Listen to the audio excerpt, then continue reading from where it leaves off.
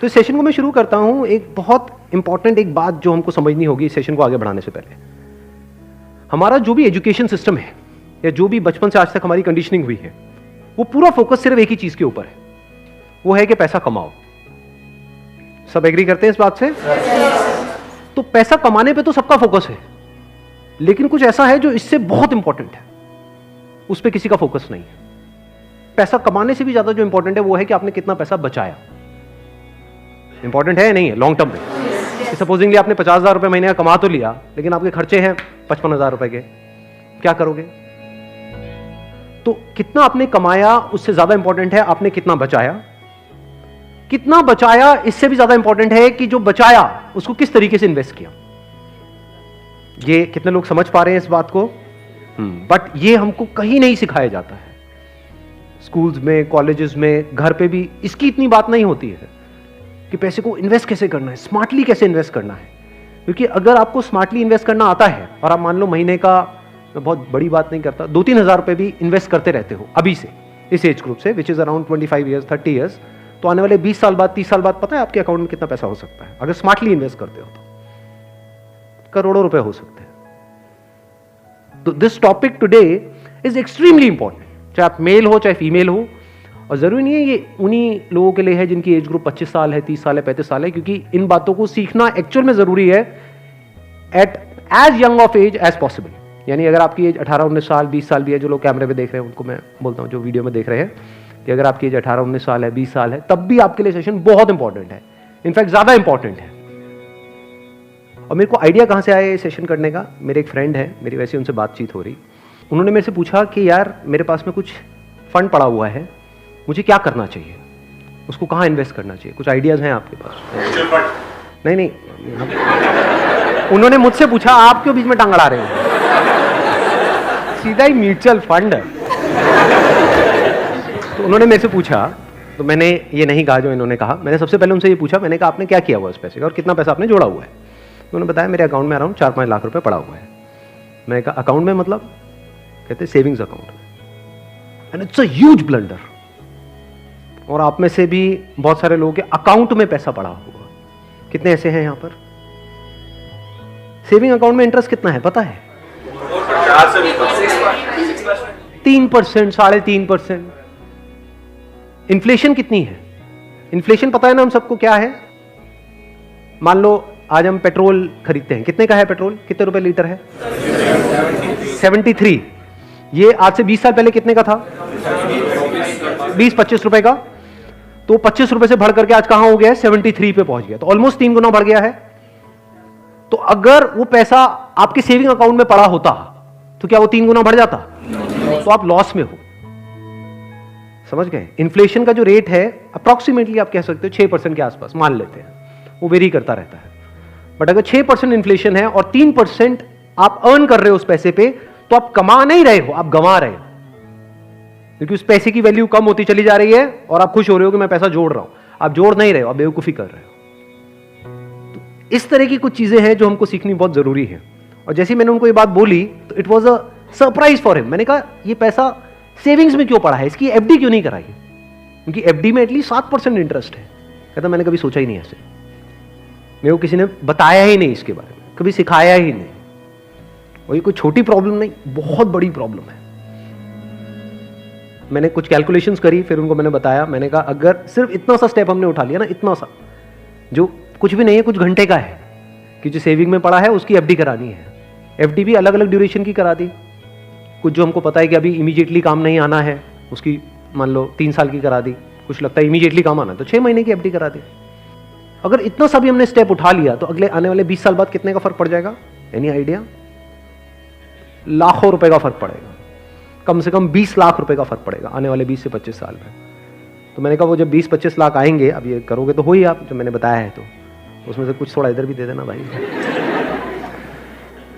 आपने कितना पैसा कमाया उससे इंपॉर्टेंट क्या है? कितना बचाया। अब पैसे को बचाते कैसे हैं? पैसे को बचाना मतलब हम क्या समझते हैं? खर्चे कम करो, बस ये तो हमको समझ आता है कि सब्जी वाले से लड़ते रहो, रिक्शे वाला 10 रुपए नहीं भैया 8 रुपए ही दूंगी मैं, तो बचा लो 2 रुपए। इसकी मैं बात नहीं कर रहा हूं, मैं बात कर रहा हूं थोड़ी बड़ी गेम की। जहां पे हम कुछ बेवकूफ़ों वाले स्टेप्स उठाते हैं और अपना करोड़ों का नुकसान कर बैठते हैं। मैं 2-3 रुपए की, 5 रुपए की बात नहीं कर रहा हूं। जो आज देखने में हजारों लग रहे हैं वो आने वाले टाइम की करोड़ों हैं। याद रखना मेरी इस बात को। हजारों लाखों बन जाते हैं कुछ साल बाद और लाखों करोड़ों बन जाते हैं कुछ साल बाद, अगर हमने स्मार्टली इन्वेस्ट किया तो। अब बताता हूं आपको एक बहुत बड़ी गलती जो हम सब कर रहे हैं। आप में से कितनों ने इंश्योरेंस कराई हुई है? कौन सी इंश्योरेंस कराई हुई है? कितनों ने एंडोमेंट वाली कराई हुई है? कितनों को तो, एक मिनट, जिन्होंने इंश्योरेंस कराई हुई है कितनों को पता ही नहीं उन्होंने कौन सी कराई हुई है? करो, हाथ ऊपर करो। अरे वाह, वाह जी वाह। कितने हैं जिन्होंने एंडोमेंट कराई हुई है? एंडोमेंट पता है क्या होती है?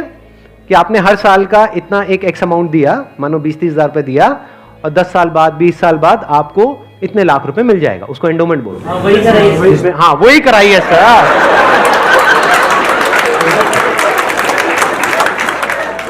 क्या सर एंडोमेंट पेंडोमेंट बोलते? सीधी बात करो ना।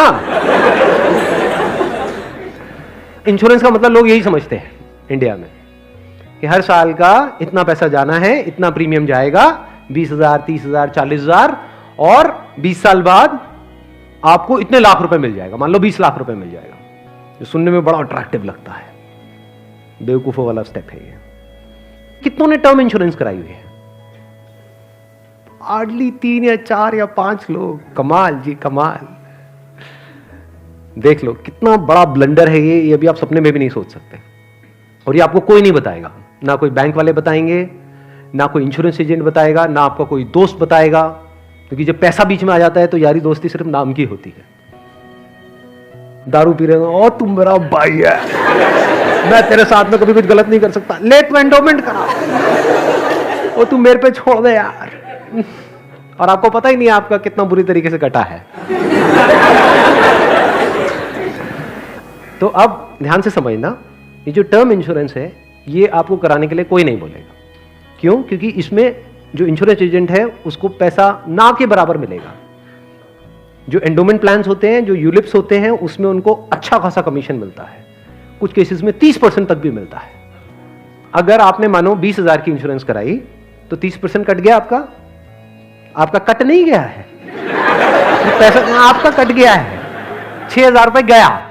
अगर 6,000 रुपए वैसे कहीं पे खो जाते हैं या नहीं मिलते हैं या कोई लेकर के आपसे भाग जाता है, कितने दिन तक टेंशन रहती है? मजे की बात क्या है, आपको पता ही नहीं है कि आपके साथ क्या हुआ है। ये जो टर्म इंश्योरेंस होती है इसमें ना के बराबर कटता है। इसमें बस एक पॉइंट होता है जिसको सुनते ही आप लोगों को झटका लगेगा, जिनका कन्वेंशनल माइंडसेट है। टर्म इंश्योरेंस क्या होती है कि आप इतना पैसा देते रहो, मानो आपने 10 साल दिया, 20 साल दिया, 30 साल दिया, 30 साल बाद आपको 1 रुपए भी वापस नहीं आएगा। ओ सर, ये क्या सर, वापस नहीं आएगा तो फायदा क्या है? इंश्योरेंस किस लिए होती है? किस लिए होती है? कि कल को आपको कुछ हो जाए। ये बेसिक सी बातें बता रहा हूं आपको, ये नहीं पता है लोगों को। अभी देख लो कितनों ने हाथ उठाया था। बेसिक सी बात समझो, इंश्योरेंस का जो मतलब होता है वो होता है कि अगर आपको कुछ हो गया तो आपकी फैमिली को इतना पैसा मिल जाए कि उनको टेंशन ना हो। मान लो आप अर्निंग मेंबर हो फैमिली में, आप महीने का मान लो 30,000 कमा रहे हो, 40,000 कमा रहे हो, तो इंश्योरेंस का मतलब क्या है कि अगर आपको कुछ हो जाए तो आपकी फैमिली को इतना पैसा मिलना चाहिए कि उनके पास 40-50 हजार रुपए आता रहे। ये जो पॉलिसीज होती हैं, एंडोमेंट, यूलिप और ये सब जितनी भी होती हैं, इसमें कवर बहुत कम होता है। कवर का मतलब समझते हैं हम? कवर मतलब लाइफ कवर, जितने की कवरेज हुई है। कि अगर आप मानो 50,000 का प्रीमियम दोगे तो आपको कवरेज मिलेगी, अलग अलग प्लान में अलग अलग होती है, मान लो 10 से 20 लाख रुपए की। मान लो अगर आपको 20 लाख रुपए मिल भी गया आपकी फैमिली को आपके जाने के बाद में, अगर आप साल का 50,000 दे रहे हो तो इसका मतलब अच्छा खासा कमा रहे हो, मान लो लाख रुपए महीने का कमा रहे हो, तो क्या उस 20 लाख रुपए में आपकी सारी जो भी फैमिली की प्रॉब्लम्स है वो सारी सॉल्व हो जाएगी? तो करा क्यों रहे हो ऐसी इंश्योरेंस? बस लालच, कितने साल बाद इतना पैसा मिलेगा? 20 लाख को अगर आपकी फैमिली आपके जाने के बाद में बैंक में रखती है, वहां से कितना इंटरेस्ट आएगा? मान लो 7% भी आ जाता है, 7% कितना होता है? 1,40,000, 20 लाख पे महीने का कितना हुआ? 12,000 रुपए महीना। चलो 1 लाख भी हटा देते हैं। अगर आपकी सैलरी 50,000 थी तो क्या 12,000 रुपए महीना बहुत है आपके लिए, आपकी वाइफ के लिए, आपके बच्चों के लिए, आपके मदर फादर के लिए, सबके लिए बहुत है? बिल्कुल। तो फिर ऐसी इंश्योरेंस हम क्यों कराते हैं? क्योंकि हम इन चीजों में कभी दिमाग ही नहीं लगाते हैं, कोई और हमारे लिए दिमाग लगा रहा होता है, कोई एजेंट या फिर बैंक वाले फोर्स कर रहे होते हैं। आजकल ये नया ट्रेंड चल गया है कि आपके बैंक अकाउंट में थोड़ा सा भी पैसा पड़ा होगा तो बैंक से फोन आ जाएगा। हो रहा है ऐसा है, नहीं हो रहा है कि क्यों रखा हुआ है, ये करा लो ना, वो करा लो ना। अब वो क्या करवाने को बोलेंगे आपको, जिसमें आपका फायदा है, जिसमें उनका फायदा है। इस बेसिक सी चीज को समझ लो। तो टर्म इंश्योरेंस के लिए आपको कोई नहीं बोलने वाला।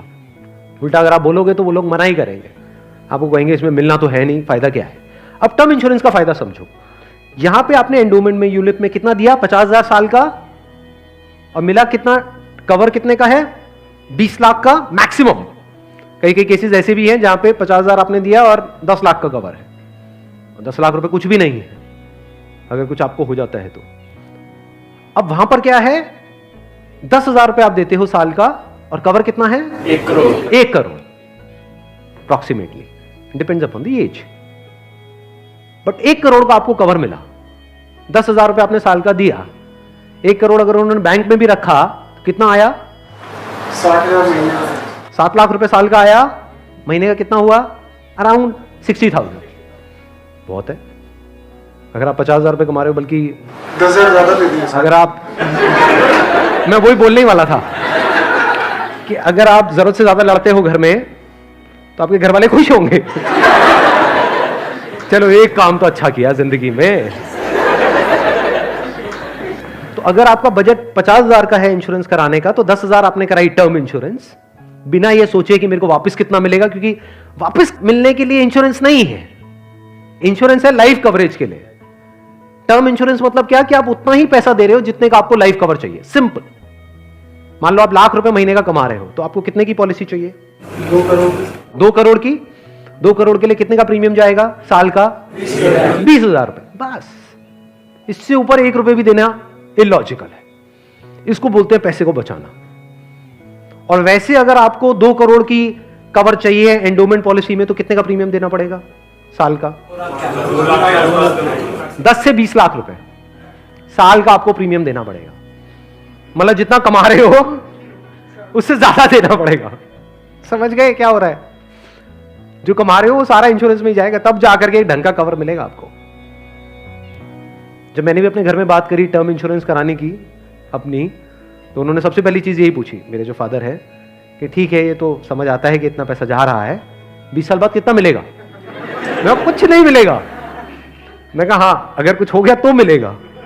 कहता अरे नहीं नहीं बेटा ये क्या बात कर। मैं कहा इसीलिए होती है इंश्योरेंस पॉलिसी, मिलेगा। इस तरह से आप ज्यादा से ज्यादा कवर ले सकते हैं। Health insurance sir, health insurance is must. आज के टाइम में बहुत जरूरी है। नहीं तो होगा क्या, आपने पैसा बचाया, मान लो बहुत एफर्ट किया, बहुत मेहनत करी, पता नहीं क्या क्या करा, और एक एक्स अमाउंट आपने बचा भी लिया।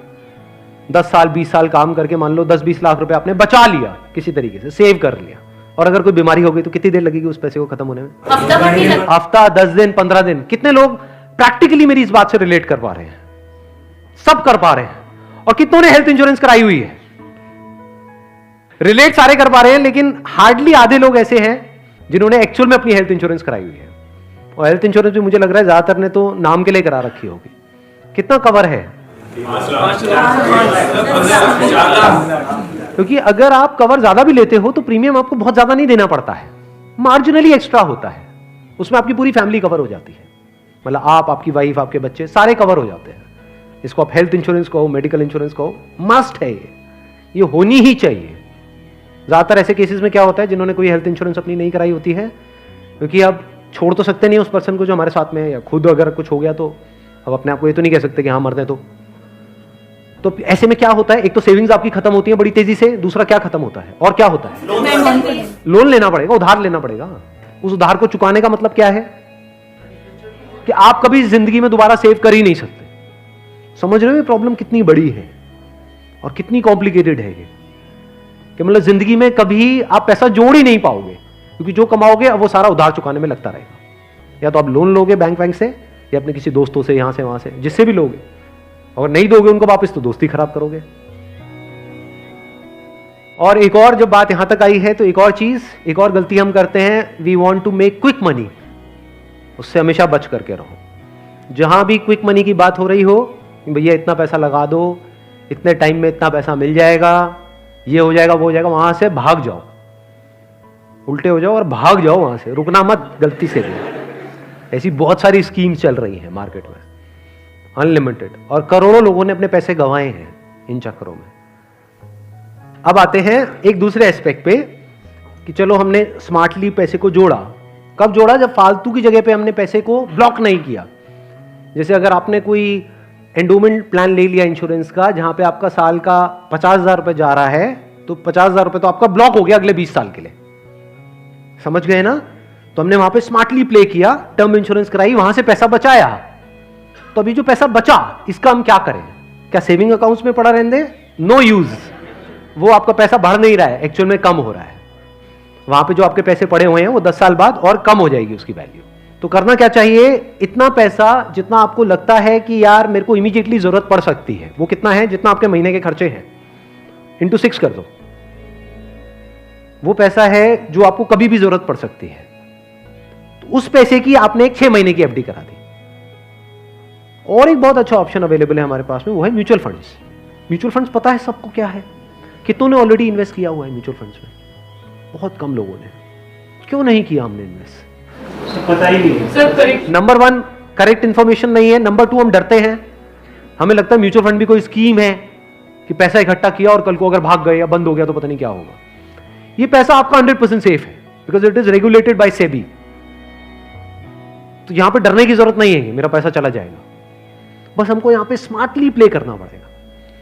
सो what we need to do is, एक तो आपने अपने 6 महीने का जो अपना कॉर्पस है उसको अलग कर दिया, यानी जो पैसा आपको चाहिएगा उसकी आपने एफडी करा दी, इंश्योरेंस वगैरह को प्लान कर लिया अच्छे से। फिर जो पैसा आपका बचा उसमें आप इन्वेस्ट कर सकते हो through SIP, systematic investment plan. It is an excellent option. Never try to get into stocks directly अगर आपको बहुत ही डीप नॉलेज नहीं है शेयर मार्केट की तो। हाँ, you are qualified in that और आपका काम ही वही है, तब तो ठीक है। बट किसी की सलाह सुनी कि यार, या कोई कहानियां सुनी कि ये शेयर पहले इतने का था अब इतने का हो गया, सुनी होंगी ऐसी कहानियां। Never invest in stocks directly, क्योंकि कुछ नहीं पता कि वो कंपनी का क्या होने वाला है। हो सकता है आपका 100 रुपए आपने पूरा जो भी आपने जोड़ा या 1 लाख रुपए आपने जोड़ा और किसी के एडवाइस पे आपने उठा करके लगा दिया, वो 1 लाख रुपए 10,000 भी रह सकता है कुछ टाइम के अंदर अंदर, पता भी नहीं लगेगा। कहते हैं ना, never put all your eggs in the same basket, in one basket. तो अब करें क्या? क्योंकि अब प्रॉब्लम क्या है, इन्फ्लेशन अगर है 6% का और एफडी में आपको मिल रहा है 7%, तो अल्टीमेटली आप कितना कमा रहे हो? 1%। 1% से क्या होगा? करोड़पति बन जाओगे? इम्पॉसिबल। तो आप क्या कर सकते हो, अपना आधा पैसा सेफ जगह पर रखो। सेफ जगह क्या है? एफडी हो गया। एफडी में भी एक और चीज है जो बहुत लोगों को नहीं पता है। वो क्या है कि ऐसे, एक तो है बैंक में आप एफडी कराते हो, एक है कुछ कंपनीज है जो क्रिसिल से या इकरा से, ऐसे ये कुछ ऑर्गेनाइजेशंस हैं, वहां से AAA रेटेड है। AAA रेटेड का मतलब होता है highly secure, as secure as a bank. वहां पर अगर आप एफडी कराते हो तो आपको 9% तक का इंटरेस्ट मिल जाता है। ये जो सुनने में लगता है ना 7% और 9%, ये अभी छोटा लगता है, लेकिन आने वाले 20 साल बाद इसकी कितनी बड़ी अमाउंट होती है अगर आप कंपाउंडिंग को बीच में ले आओ, that you can't even think in the wildest of your dreams. Compounding कितने लोगों को पता है? बहुत कम को। देखो, कंपाउंडिंग मतलब होता है जो हमको इंटरेस्ट मिलता है हमारे पैसे पे, जहां भी हम इन्वेस्ट करते हैं उस इंटरेस्ट पे भी तो इंटरेस्ट मिलता है ना। मान लो आपने 100 रुपए इन्वेस्ट किया, 1 साल बाद 20% की रिटर्न आई, तो अगले साल 120 पे 20% मिलेगा। कितना हो गया? 144। उसके अगले साल 144 पे 20% मिलेगा, 100 पे नहीं मिलेगा। और जब इसको आप इस तरीके से देखते चले जाओगे तो ये फिगर देखने में छोटी लगेगी, शुरू छोटे से होएगी, शुरू होएगी 2-3 हजार 5,000 से, ये करोड़ों में पहुंचने में देर नहीं लगेगी। मतलब हर महीने का मैं कंजर्वेटिव भी पकड़ता हूं, अगर 2-3 हजार रुपए भी हम सेव करते हैं, उसको स्मार्टली इन्वेस्ट करते हैं, इतना सा सीख जाते हैं, तो बहुत बड़ा डिफरेंस आ जाएगा हमारी लाइफ में आने वाले कुछ साल बाद। Huge difference. तो आपको दिमाग ये लगाना है कि लॉन्ग टर्म में बेस्ट पॉसिबल ऑप्शंस क्या क्या अवेलेबल है।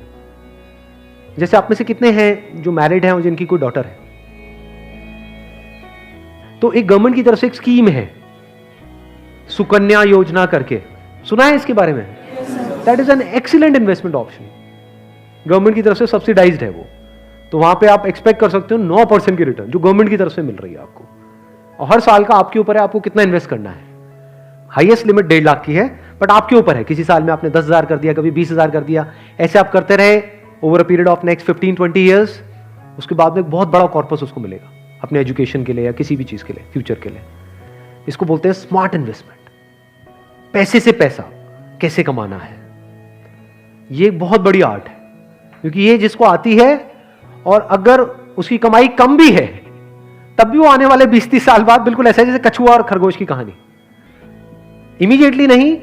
मान लो कोई बंदा है 50,000 रुपए कमा रहा है लेकिन वो स्मार्टली इन्वेस्ट कर रहा है, दूसरी तरफ से कोई बंदा है जो 1 लाख रुपए महीने का कमा रहा है लेकिन ना तो ढंग से पैसा बचा रहा है ना समझदारी से इन्वेस्ट कर रहा है, तो आने वाले 20-30 साल बाद ये जो 50,000 वाला है ये उससे बहुत आगे होगा, ये करोड़ों में होगा, और उस बंदे के हाथ में कुछ भी नहीं होगा, वो हो सकता है डेट में होगा, मतलब उसके ऊपर कर्जा होगा, और ये बंदा ऐसा होगा जो कर्जा देने लायक पोजीशन में होगा, ऐसा भी हो सकता है।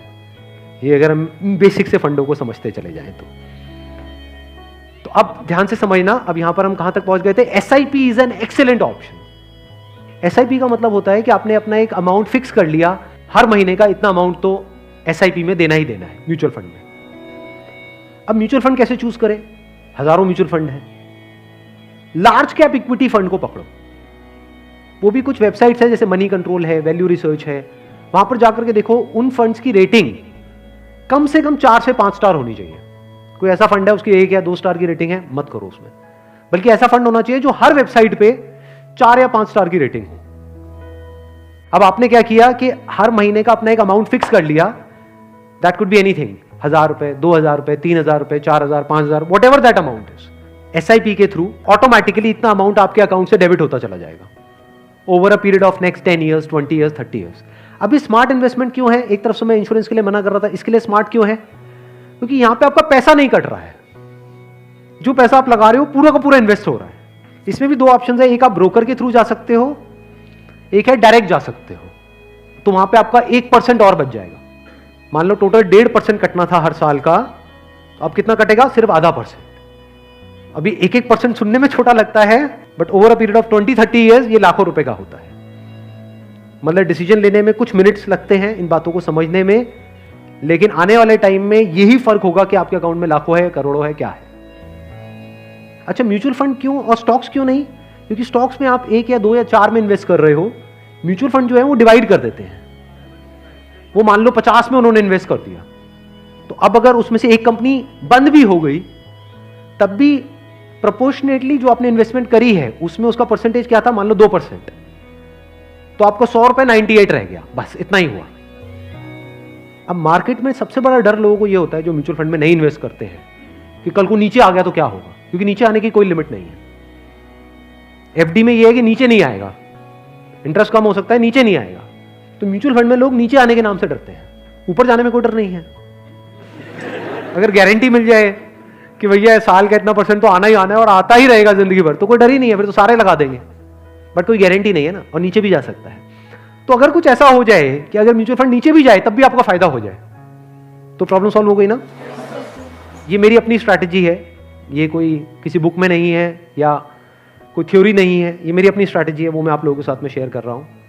आपको क्या करना है? मोटा मोटा स्टॉक मार्केट को ट्रैक करना है, हफ्ते में 1 दिन देख लो कि अभी कितने पे चल रहा है। मान लो एक पीक है, पीक अभी मान लो 40,000 है, अभी मार्केट चल रहा है अराउंड कितना? 37 के अराउंड चल रहा है। तो मेरी स्ट्रैटेजी क्या है? जैसे ही मार्केट 20% से नीचे गिर जाए कि मार्केट की ये पीक है, मान लो 40,000 है, अब मार्केट 30,000 पे आ गया है, तो आपने क्या किया? पहले इन्वेस्ट किया हुआ था SIP में, लार्ज कैप्स में, आप इमीडिएटली जैसे ही मार्केट 30 पे आई आप स्विच कर गए मिड कैप में, not even in small cap, mid cap. अब ऐसा क्यों किया? क्योंकि जब मार्केट 20% टूटेगा, सेंसेक्स का मतलब लार्ज कैप्स जो बड़ी कंपनीज हैं, जब मार्केट 20% टूटेगा यानी बड़ी कंपनीज के जो शेयर्स हैं वो 20% से टूटेंगे, तो जो छोटी कंपनीज हैं उनके शेयर्स 50 से 60%, 70% तक टूट जाएंगे। तो जब वो 60% टूटा तो 100 की चीज आपको कितने में मिल गई? 50 में या 40 में। तो जब मार्केट नीचे भी गया तो आपका फायदा हो रहा है। ये स्ट्रैटेजी समझ आ गई?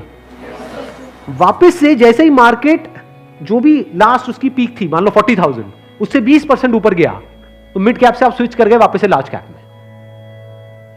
ये स्ट्रैटेजी जो है ये मैंने सीखी है वॉरेन बफे से। उनका जो बेसिक सा फंडा है, मतलब अगर एक लाइन के अंदर बोला जाए, वो क्या है कि जब मार्केट बहुत ज्यादा ग्रीडी हो तो डरो, और जब मार्केट डरा हुआ है तो ग्रीडी हो जाओ।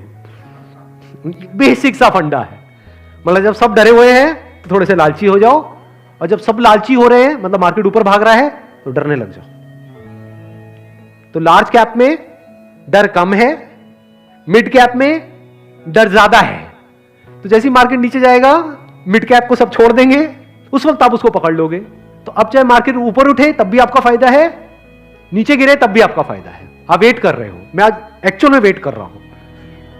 लोग हैं डरते हैं, जो म्यूचुअल फंड में इन्वेस्ट करते हैं, स्टॉक्स में इन्वेस्ट करते हैं, लोग डरते हैं कि मार्केट नीचे ना आ जाए, मार्केट ऊपर। मैं वेट कर रहा हूं, जाए तो सही नीचे।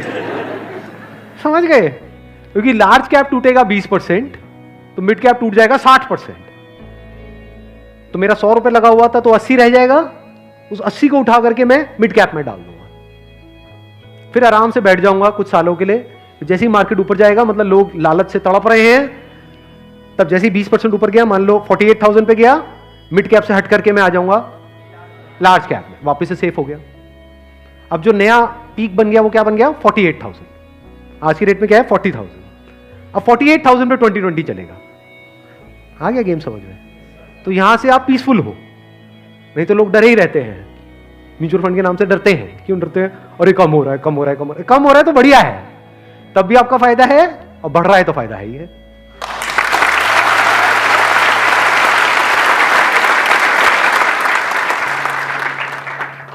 समझ गए? ये बेसिक सा फंडा है, हमेशा याद रखना।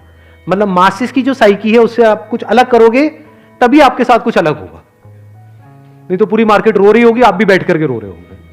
अरे टूट गया, टूट गया, टूट गया, टूट गया, अरे गिर गया, गिर गया, गिर गया, गिर गया, मैं बर्बाद हो गया, मैं बर्बाद। बर्बादी में भी आपका जश्न होगा अगर इस तरह से आप समझ पा रहे हो तो।